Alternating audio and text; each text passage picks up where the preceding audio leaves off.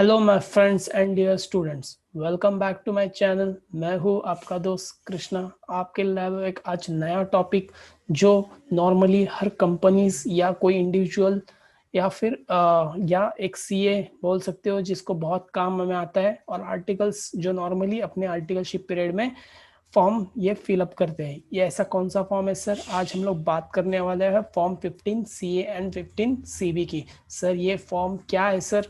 हम लोग आज इसी के बारे में एक 10 मिनट डिस्कस करने वाले हैं। उसी को लेके आज का टॉपिक होगा अपना form 15 C and CB. Sir simply first बात कर लेता हूँ मैं, फॉर्म 15 सी क्या होता है। सर फॉर्म 15 सी जो है वो कंपनीज को भरना पड़ता है। कब सर?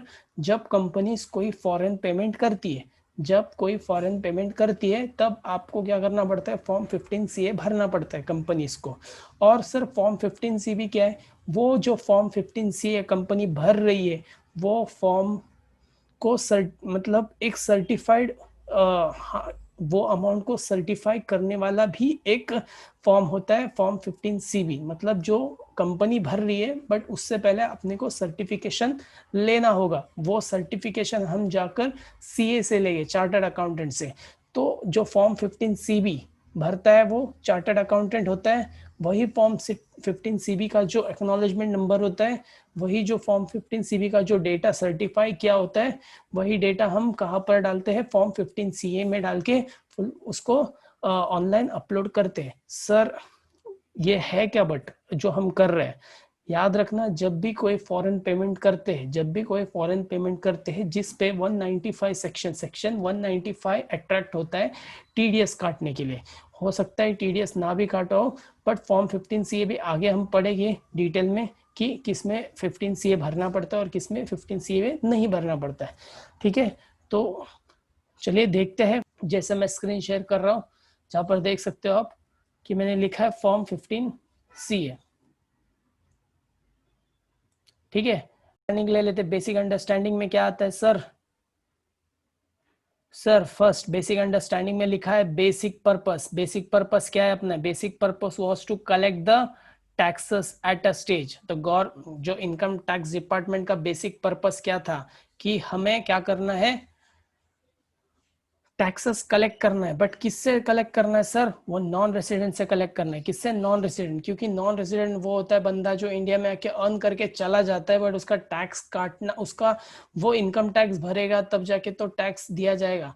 तो गवर्नमेंट क्या सोचती है, जो इनकम टैक्स डिपार्टमेंट, कि ये बंदा बिना टैक्स दिए चला जाएगा और वापस आने का चांसेस कम है, इसलिए उनको स्टार्टिंग में ही उनसे टैक्स कलेक्ट किया जाता है एज अ टीडीएस, जो हम टैक्स डिडक्टेड एट सोर्स बोलते हैं, राइट? उसी हिसाब से तो taxes at a stage when the remittance is made, as it may not be possible to collect the tax from the non-resident at a later stage। तो आगे जाके non resident से पैसा नहीं मिलेगा, टीडीएस इनकम टैक्स नहीं मिलेगा। इसलिए गवर्नमेंट ने, इनकम टैक्स डिपार्टमेंट ने क्लियर कर दिया है कि जब कोई फॉरेन पेमेंट्स होता है तो उनका टैक्स वहीं पर काट कर उनको पेमेंट किया जाएगा। तो उस टाइम पे फॉर्म 15 सी एंड 15 सीबी की बात आती है। नेक्स्ट पॉइंट क्या दिया है सर?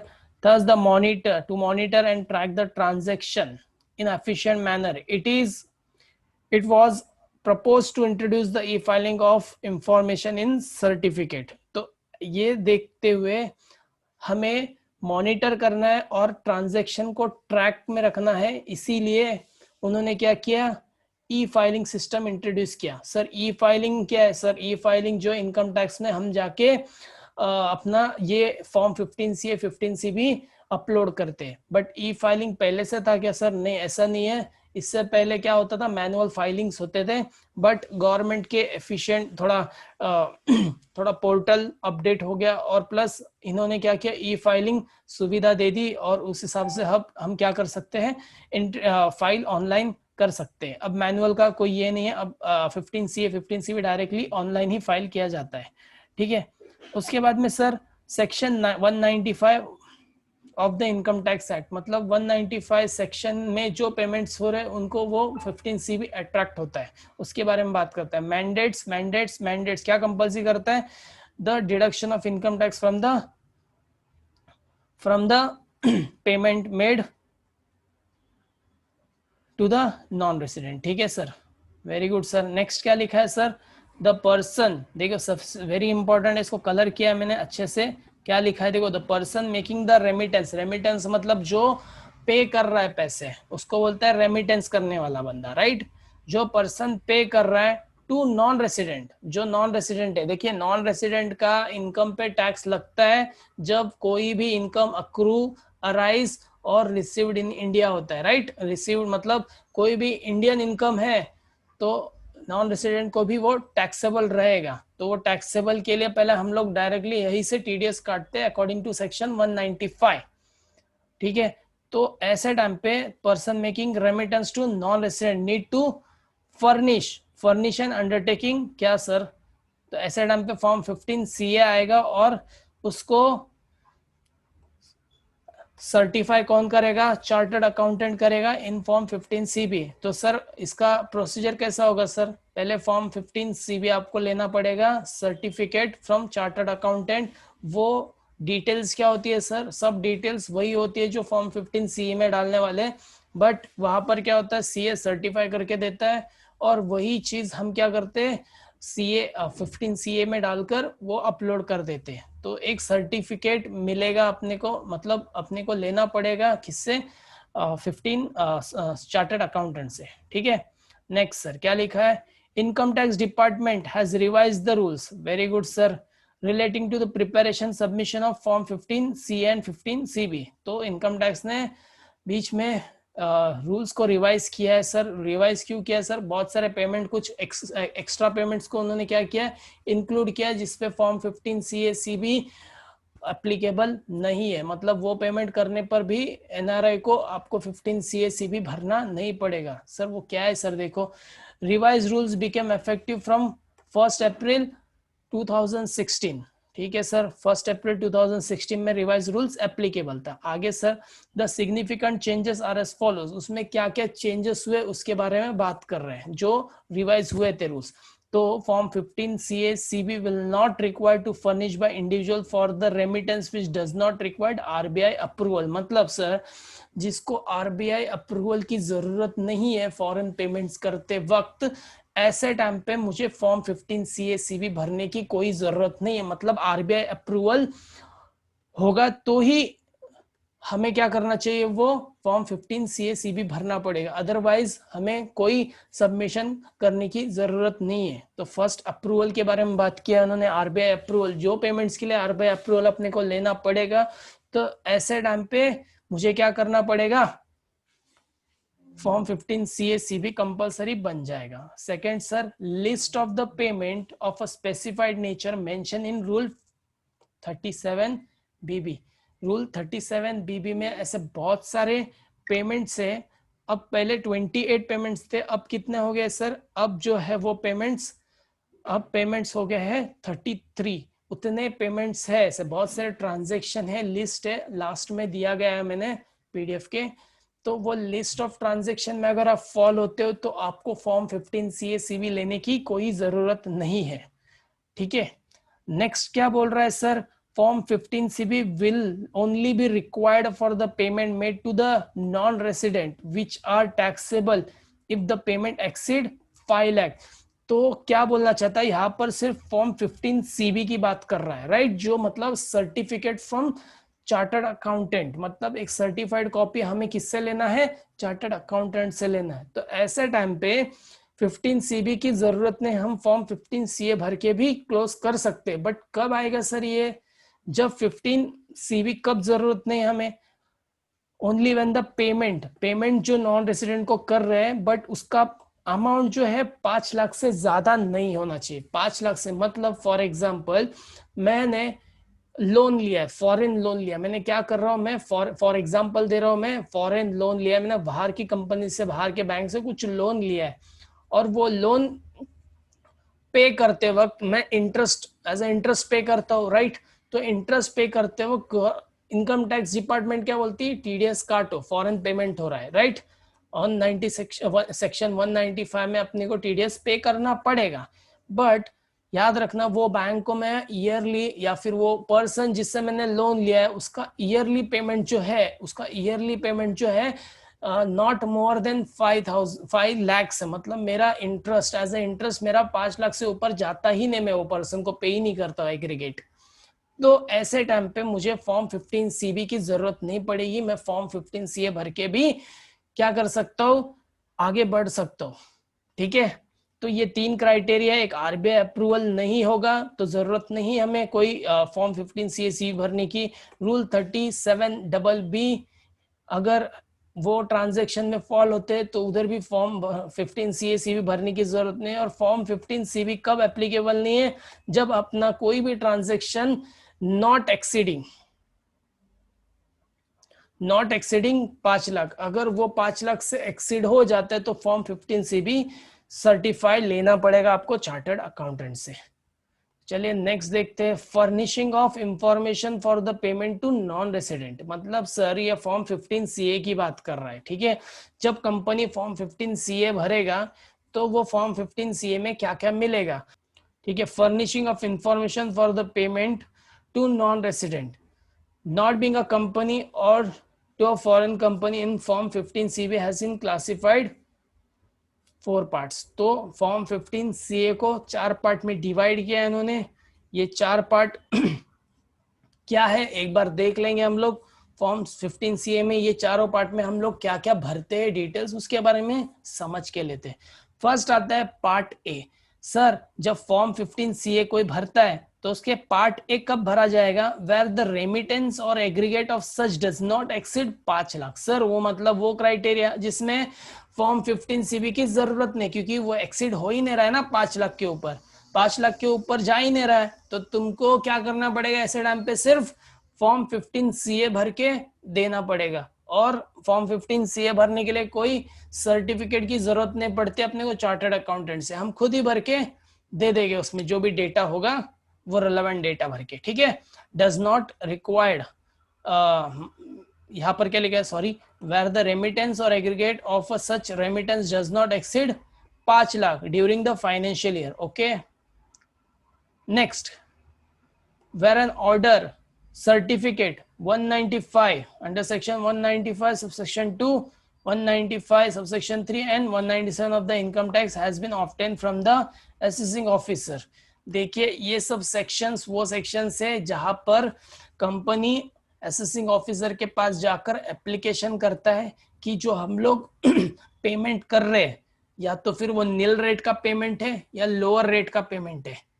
समझ रहे हो, जो हम क्या कर रहे हैं, वेदर वो नील रेट का हो सकता है या लोअर रेट का डिडक्शन हो सकता है, उसमें टैक्स टीडीएस जो हम काटने वाले हैं फॉरेन पेमेंट्स के टाइम पे। तो ऐसे टाइम पे हम ये सेक्शंस में एप्लीकेशन करते हैं असेसिंग ऑफिसर को, और वो जिस हिसाब से अपने को नील रेट मिलने वाला है तो हमें क्या करना पड़ता है, पार्ट भी भरना पड़ता है उस चीज के लिए। तो पार्ट बी में हम लोग को ये एप्लीकेशन नील रेट उसका डिटेल्स भर के देना पड़ता है। पार्ट सी में क्या लिखा है सर, वेयर द रेमिटेंस और aggregate of such remittance exceed 5 lakh. मतलब सर ऊपर वाले में ए पार्ट में 5 लाख से नीचे होगा तो, और बी पार्ट में सर 5 लाख से ऊपर होगा तो सी पार्ट में आ जाएगा। ठीक है, and last D, where the remittance is not chargeable to tax under domestic law. और ऐसा कोई भी रेमिटेंस जो जिसपे टीडीएस काटने की जरूरत नहीं, आपको पेमेंट करना है तो फॉर्म 15 CA फिलअप करके ये वाला पार्ट भर के दे सकते हो आप। तो indirectly sir part A B C ये डी इस सब में 15 CA में कुछ ना कुछ न्यू डिटेल्स है उसके अंदर, हर एक चीज में, कुछ में 5 लाख के ऊपर, कुछ में 5 लाख के नीचे, कुछ में लोअर रेट नील रेट, और कुछ में चार्जेबल ही नहीं मेरा जो टैक्स है। मतलब कोई भी एक्सपेंस मैं जो पे कर रहा हूँ सामने, उसमें टीडीएस काटने की जरूरत ही नहीं है, तो पार्ट डी में आ जाएगा। ठीक है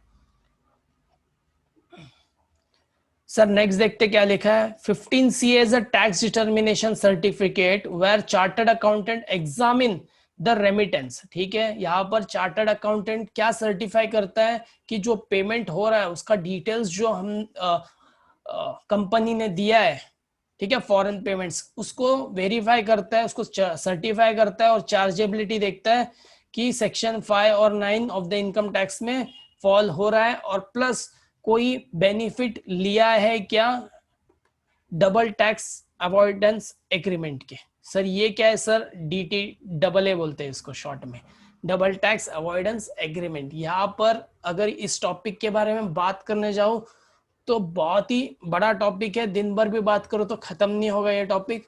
DTAA इन सिंपल एक ऐसा है कि एग्रीमेंट बिटवीन टू कंट्रीज, दो कंट्रीज के बीच में एग्रीमेंट होता है कि इनकम टैक्स के जो प्रोविजन है और प्लस जो एग्रीमेंट हुआ है कंट्रीज के बीच में, उनका भी कुछ टैक्स रेट फिक्स होता है।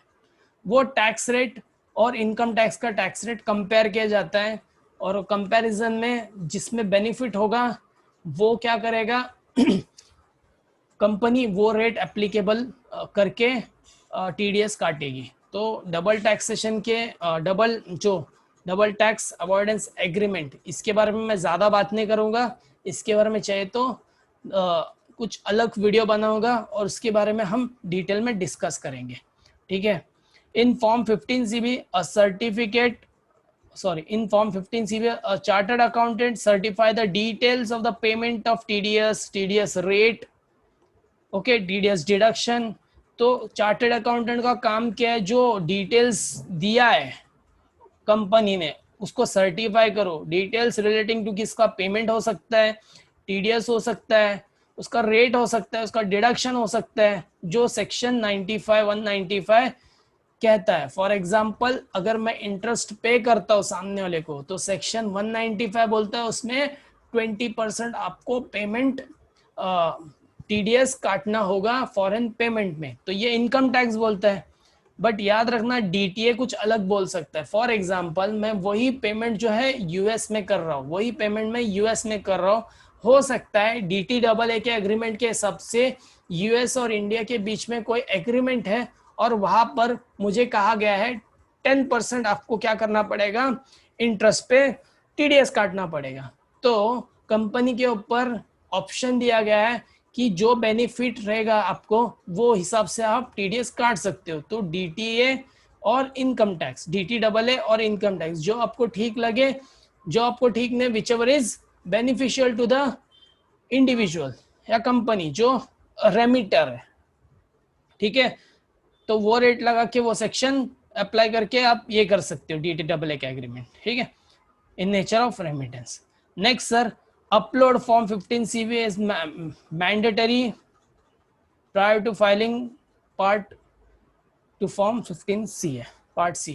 तो मतलब सर फॉर्म 15CB बहुत मैंडेटरी है सर, पार्ट 15CA आपको अगर भरना है तो। सर पार्ट 15CA क्या था सर, पार्ट 15CA में लिखा था सर एक्सीडिंग 5 लाख। तो सर अब हमने ऊपर ही पढ़ा था कि 5 लाख के ऊपर गया तो फॉर्म 15CB कंपलसरी बन जाएगा।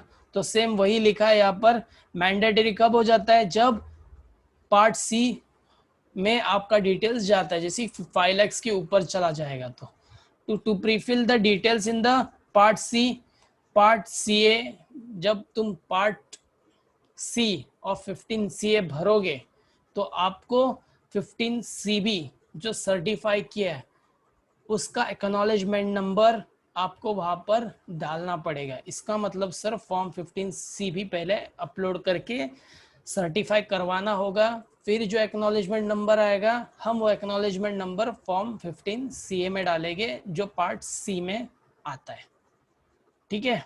नेक्स्ट सर, नेक्स्ट हम बात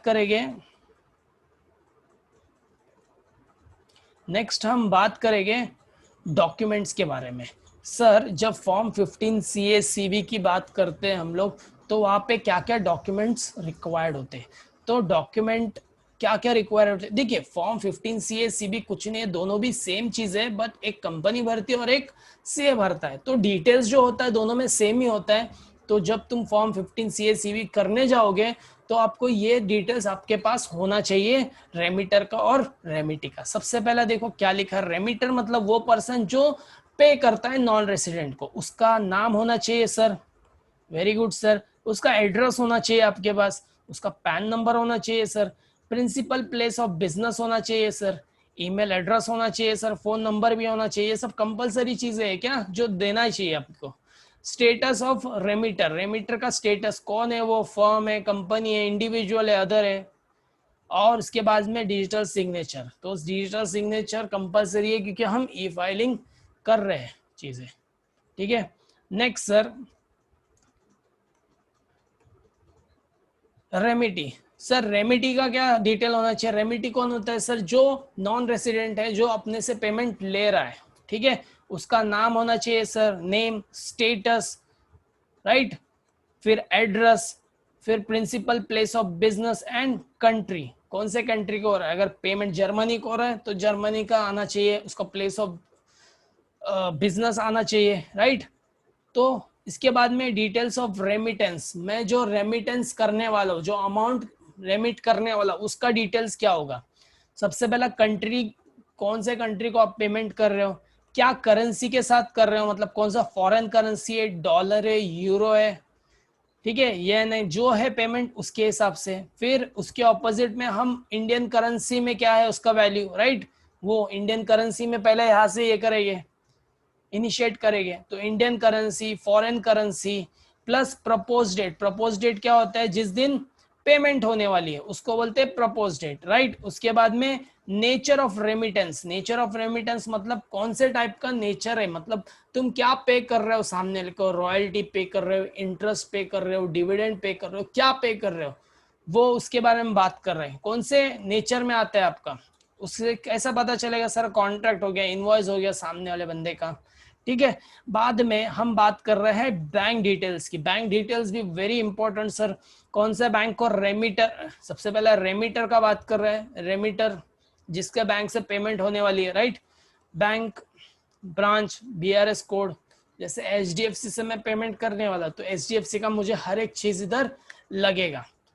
next sir, document required for DTAA benefit, अगर आप इनकम टैक्स प्रोविजन 195 सेक्शन के हिसाब से आप कर रहे हो, ठीक है, अगर आपको डीटीएए का बेनिफिट मिलता है, आप फॉल होते हो डीटीएए के बेनिफिट में, तो आपको सामने वाले पार्टी से, मतलब नॉन रेसिडेंट जो है सामने, कंपनी है, पर्सन है, जो भी है, उससे आपको ये तीन चीजें लेनी पड़ेगी, तब जाके आपको डीटीएए का बेनिफिट मिलेगा, अदरवाइज नहीं मिलेगा। सर वो तीन चीजें क्या है सर, टैक्स रेसिडेंसी सर्टिफिकेट, मतलब नॉन रेसिडेंट वहां पर कोई दूसरे कंट्री में रहता है, राइट, यूएसए में रहता है, तो यूएसए का टैक्स रेसिडेंसी सर्टिफिकेट लेना पड़ेगा आपको, किससे, वो नॉन रेसिडेंट से, ताकि ये प्रूव हो जाए हाँ भाई वो डीटीएए जो एग्रीमेंट हम यूएसए के साथ बात कर रहे हैं, तो वहां का ही क्या है, वो रेसिडेंट का स्टेटस है वो बंदे का, ठीक है।